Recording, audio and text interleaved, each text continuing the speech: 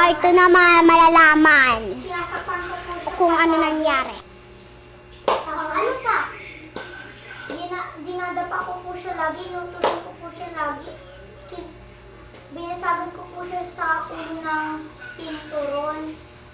Tapos, baso po. Kaya po may tarsik-tarsik dugo po.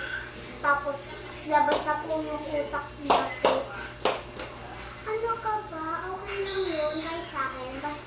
Basta ayoko na mawalan ng... Sige!